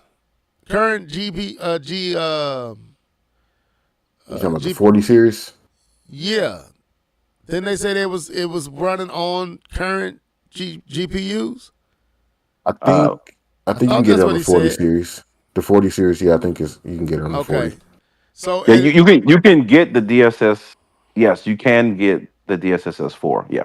Yeah, and so you taking a lot of load and strain off of the compute, the power of the GPU. This is extremely lowering its strain because it's doing the heavy lifting for it intelligently. That's the game changer. It's literally making a chip or a GPU punch beyond where it should punch. And and like you said, Keith, this is definitely next gen stuff. This is nothing we got now will look like this. So it's crazy. I watched this video at work, and they were showing all the different versions of AI upscaling. I think they showed FSR1. They showed this other one called XX something. Then they showed DLSS. They showed DLAA. They showed DLSS4. And it's just leagues above even DLSS 3. It's just leagues beyond anything that we're seeing, and it's doing it because of the intelligence, the artificial intelligence that's causing it to, like K-Bump said, it's faking it, but it's faking it so good you couldn't tell that's all. That's all. The AI is just manipulating things to make it look like that. It don't actually look like that. That's crazy. Like you can kind of see right here, looking at the floor, like, and if you see it, and I know on this video you won't see it in the full, it looks kind of greasy, but when you go and watch it on your screen and you watch it in motion, there's no games we play. I don't have a high-end PC, but if they could get something in my house under my TV, PlayStation 6, whatever's next, can come with this type of technology built into its hardware, that's going to be crazy. So, and this is I don't know who said it, but this is the future. This is how technology is going to be in the future. And we seeing it early with Nvidia. So, any other thoughts on this? So when you think of, I just want to say this go real ahead. quick. No, go ahead. When you think about what we can do, as far as, okay, you think about the limitations that we have with our games now, even with something as powerful as a PS5 Pro, even though it's using PSSR, which is not even close to this, right? But you think about with those types of limitations, now we can go beyond those limitations and not fear destroying or breaking or not being able to run it at its peak, right? Because now we can kind of break those thresholds. Remember when Watch Dogs originally came out? Mm-hmm. Yep. Something like that is now actually possible with the advancement of the AI, with the machine learning, because you're not dependent on the hardware to do all the heavy lifting. Yep. So we can finally actually get gains like that. And that's why I think, everybody's trying to push for some type of machine learning for their systems. That's why the Pro exists. That's why I don't know what Nintendo's going to put in there. So what which version is Nintendo's going to get or whatever. I don't know what Microsoft has, but that's why everybody's pushing for this type of technology, because then you can break those thresholds that you were once limited to, and at a cheaper cost, I suppose. I don't know how much it would cost, but it's still more expensive than AMD's. So it does come at a cost. Yeah. So you do have to. AMD need to step it up though, because I think even Intel is doing better as far as like machine learning than they are.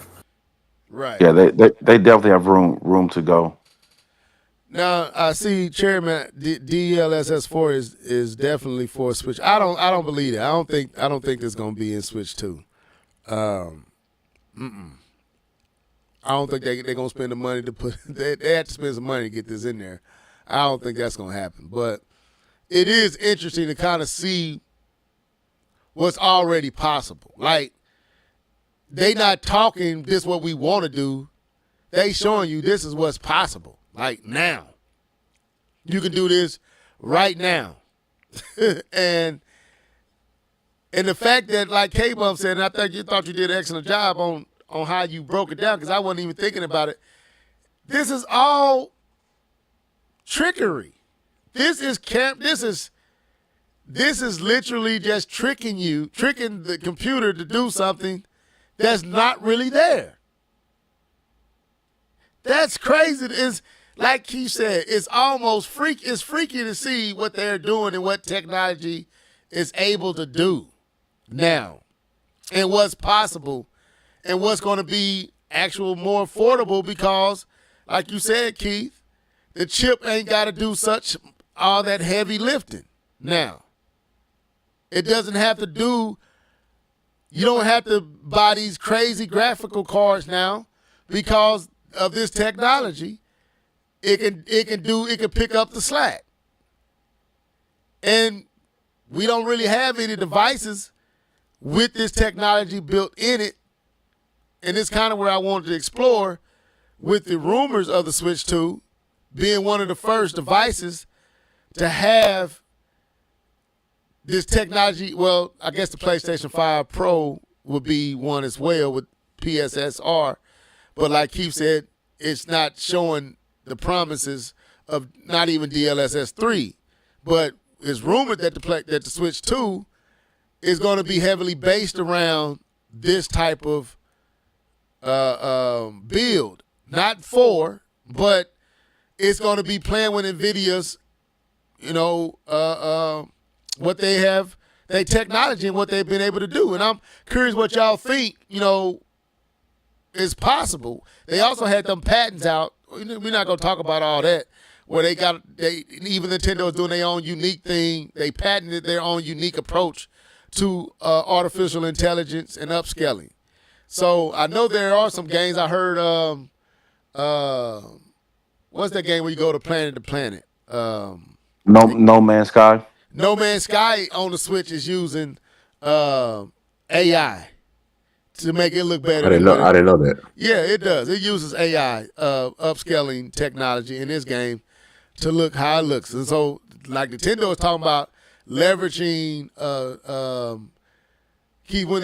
when you play the game remotely, you can play it, but it's not on your system. What was that called when you play it from the cloud? The cloud. They're going to be leveraging cloud technology along with upscaling, and they're going to possibly have DLSS 2 or 3s in that system. What do y'all think is possible when you seeing what Nvidia is doing with this type of technology? Even though we know that the Switch 2, at least I don't believe that the Switch 2 would be DLSS 4. But with this type of technology, and we kind of seeing what they're able to do, we even saw what they're able to do with the 3 and 2 before it. What do y'all think is possible with the Switch 2 with this type of technology? Well, I think anything with this type of technology is going to benefit. But I don't know what version the Nintendo Switch is going to be utilizing. Hopefully it's 3.5. Because that is going to do a lot for a handheld device. Of course, we don't know. The rumors are saying that it's PS4 Pro level, and you take PS4 Pro level, and then you basically not super sample. I think that's the wrong terminology, but you basically enhance it with AI. You pretty much can play Let's put it to you like this: you probably could play Spider-Man 2 on the Switch, maybe. I don't know. But I think you're going to be punching well above his weight class if that's the case. And that gap that everybody that fears that's going to happen with the Nintendo Switch 2 is not going to be there, or it's not going to be as evident. It's not going to be Vaseline games no more. It's not going to be smeared blurry gaming no more. But I do just want to wait and see what Nintendo says, and I definitely want to see what third party can do with it. I know Nintendo's gonna wow us, even if they didn't use the AI. So for me, the first party stuff doesn't bother me. Now I do want to see Metroid and all the other stuff in like a higher tier, but it's really upon the third party and how well they can make their games and how comparable they can make them to what they're trying to go for. You know what I mean? Because that's going to be the testament of how will Nintendo be able to start drawing gamers away from the PlayStations, the ROGs, the Xboxes, so on and so forth. If they can prove that the third party games are comparable, then you're going to see an even bigger monster on your hands. But that's to be seen. Well, we don't know yet. K Bomb, because we almost done. Thoughts? What? Wait. I know to Cherry Man. He said Switch 2 is going to be powerful. Have faith. I don't care. I'm going to get it and I'm going to play my Nintendo first party games, but I already know it's more powerful. I already know. I don't know how much is what I'm saying. Yeah. K Bomb, thoughts, and then we get up out of here. Um, I think this type of technology, if used properly, is will find a good home in the Switch 2. The reason being that this technology is for kind of these system or these uh, the ability to punch higher than what you can do on your own, and that's pretty much the story of Switch 2 compared to these higher gen, sorry, not higher gen, but these higher, more terabyte driven Higher systems. spec. Even the Higher spec. higher Higher spec. spec, more teraflops, not terabytes, teraflops that these new systems currently have for the PS5 and the Xbox. Um, so I think this is going to allow them to lower the gap that's there technology wise. I mean, clearly there's going to be a gap because it's a hybrid system, handheld. It can't be as powerful as these other systems, and it's not going to be. But if you can reduce that gap with this machine learning, it puts you in a better playing field. And what I think, it's kind of been said already, so I'm not going to spend too much time on it. I think this is probably best for third party. The reason why I say that this is best for third party is some of the reasons, and I'm not saying that they're all valid reasons, but some of the reasons why you heard developers not wanting to put their games on a Switch system was because they couldn't. The system would not allow them to showcase their game in the way that they wanted their game to be represented. Right. Well, one of the things we saw, even though they put it on there, one of the things we saw was Fortnite. When Fortnite switched over to Unreal Engine 5, the Switch version was still using a lower version, and it was drastically different from everything else out there for Fortnite. I mean, drastically, generationally different than what was out there. I just want to say this. It was so bad, K-Bomb, that I told my son, you are not playing that. I told my son, you will not play Fortnite on the Switch. The audacity of these developers. No, it's The audacity, right? And it was there. It was drastically different. But this reduces that pain point for some developers. That yes, you can go probably lower drop the resolution, drop some of the textures, and be able to get the game running, and even the way that the DLSS is working at a good frame rate. Because also another issue that we've seen with Switch games, I'll take Overwatch for example, then I'll kind of let this drop. What we saw from Overwatch is that yes, they brought over Overwatch, but they brought it over at 30 frames per second, which put Switch players at a disadvantage to other players because on PlayStation 5 and 4, it's all being played in 60 frames per second.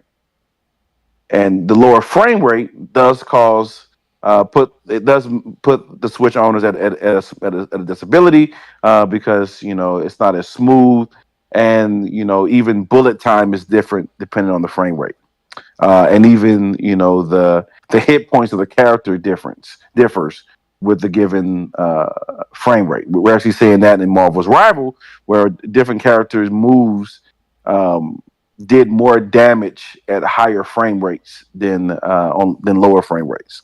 So if you can reduce that and get all your game on all systems running at the same frame rate, that evens the playing field for all your gamers, and kind of just make it more of an enjoyable experience, which may not be the same experience, but still create an enjoyable experience for those owners who want to play that game on their favorite console, which at that point may be the Switch. Dope. So yeah, for me, it's very encouraging, and it makes me that much more excited for what the Switch 2 is going to do. Like I said, we don't know, and I'm gonna read some of this article from Nintendo Life because they kind of echo what we're saying here, but they give some more, more behind the scene intel on the subject, and it says this. We can't say for sure, though, recent rumors and Nintendo patents would have us to believe that, yes, DLSS will be used in some capacity in the Switch. I think we all are confident in saying that DLSS is some way being utilized in the Switch. In reports published by both Eurogamer and VGC, sources claim that Nintendo was showing the Switch 2 to select developers behind closed doors at Gamescom 2023.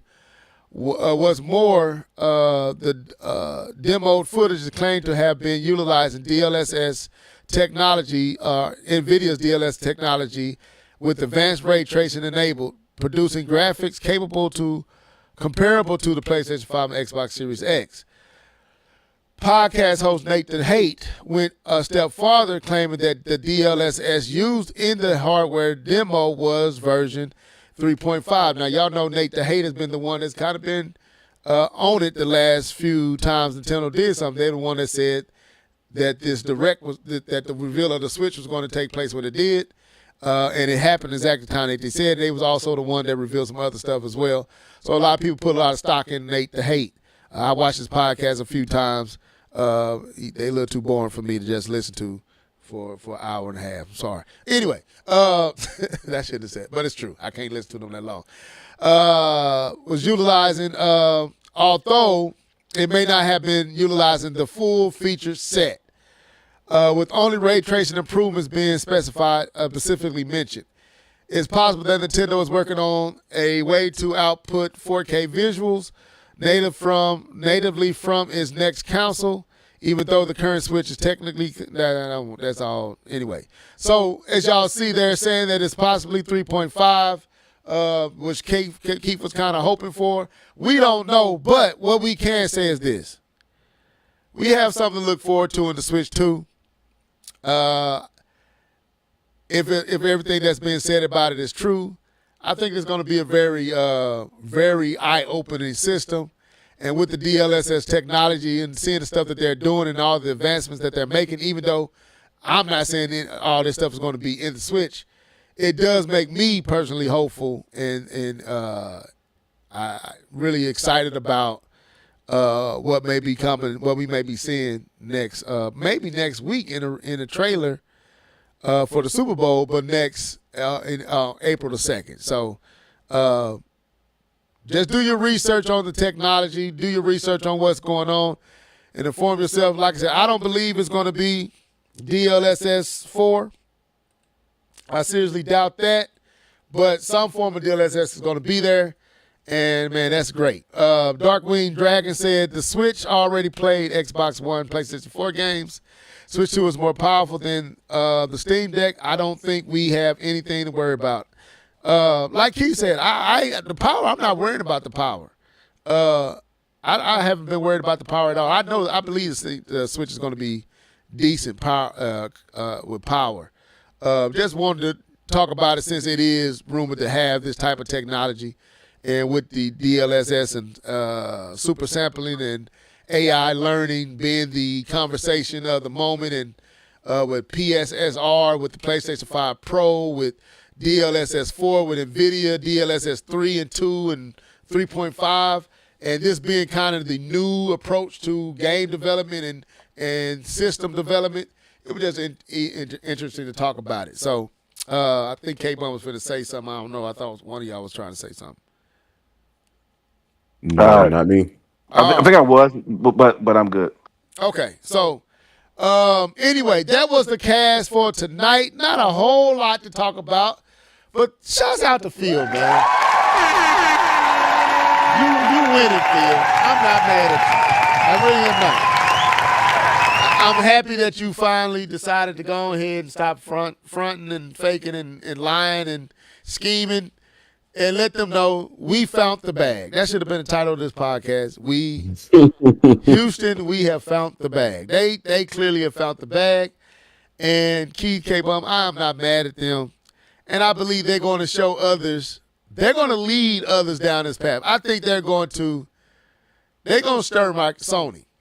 And I think Sony going to start off just like K-Bum said, and kind of like what Microsoft started off. You know, not right now, but later. And then as that money keep pouring in, they're going to be like, you know what? Why not right now? Why not get this bag when we can get it? And I think we're going into a new era in gaming. I think we about to walk into the full. Remember when all Sony and Nintendo and PlayStation, they all stood on the stage. All the CEOs stood on the stage at the same time, talking about the console war was over, even though 2 seconds later they was back warned. I think we are moving closer to where that's a dead thing with these three anyway. Y'all want to say Nintendo won? Nintendo is probably will be the last man standing because that's Nintendo. But I will give them. I do got to say Nintendo's praise. They have took extreme care of their IPs. Ubisoft needs to look at Nintendo for how to bring their IPs out. You're not getting 15 million. You're not gonna get Breath of the Wild, Tears of the Kingdom, Fall of the Kingdom, Rise of the Kingdom, To the Side of the Kingdom, all year after year after year. That ain't happening. You will get a Zelda game, but it won't be. You're gonna get the Echoes of Wisdom. You get that Odyssey, but then you're gonna get Wonder. So they different, and Microsoft, not Microsoft, but Ubisoft need to follow that type of model. Well, anyway, we got to get out of here, people. I'm gonna let them close out. Yes, sir, man. It was a good podcast tonight. Got a chance to talk about some technologies and Ubisoft and what they should do. But ultimately, man, we always like to kick it with the chat. Hear what y'all thinking, because it's a gaming community, and man, we got some exciting games to play, some stuff, exciting year, new technologies, man, and it's always good to get up with y'all, man. Man, y'all have a safe weekend. Sorry, I wasn't there. No, my bad. K-Bum 20. No problem, man. And enjoy the cast. I'll take my title of Paris 20. I'm fine with that, man. But enjoy the podcast, and I know we don't do it often, but there are times where we give Xbox their flowers, and we definitely, I think we definitely did a good enough job doing this podcast and making it clearly known that they are doing the right things and some good things over there in the Xbox space, and I hope they continue, because I think gaming is at its best when all four of the giants are battling to make the best type of gaming for the consumers. I think that's when we all win, and I see that they're doing that, and that's very exciting. So I enjoyed it. Enjoy the comment section. Enjoy you guys keeping us honest here. And enjoy, and can't wait to see you guys next week. All right, that was K-Bum. Yes. I'm thankful for you guys joining us on tonight. Dark Queen Dragon, yes sir. Chariot Man, Mia, DJ Fanatic, Tiger King, Matty Jazz 47. Who else is Comic book. here? Comic book, yeah. Heart and Soul was the first one. Thank all of you guys. Mia, Thank all you for jumping on tonight. I want to say this. We got to pray. Keith, I said if Trump bring these tariffs, I heard Keith said I'm getting one anyway. I plan on getting one. I just don't know when. I can't be paying no $1,000 for no Switch 2. I don't think my wife gonna let that float. So we gotta pray that these tariffs don't happen. Trump just trying to mess up my little happiness. I'm like, man, I was excited about 2025. Now I'm here. But no, Lord forgive me. You told me to remain excited. I am excited about 2025. Good. Maybe we can put some claps on that. I am excited about 2025. And we gonna be all right. Look at that, say we gonna be all right. We gonna be all right. I should put on Kendrick Lamar. And he gonna be at the Super Bowl, so you know we gonna hear about we gonna be all right. So anyway, this was the Live Level Gamers podcast. Till next time, we'll be back next week, all in your internet drum, all in the internet streets. Hopefully we got something to talk about. But till then, y'all be blessed and highly favored. Pray for our nation. Pray for our president. Pray for him. Let me pause. Let me stop the music. Pray for him. Okay. Seriously, do that. And we'll see y'all next week. Till then, deuces.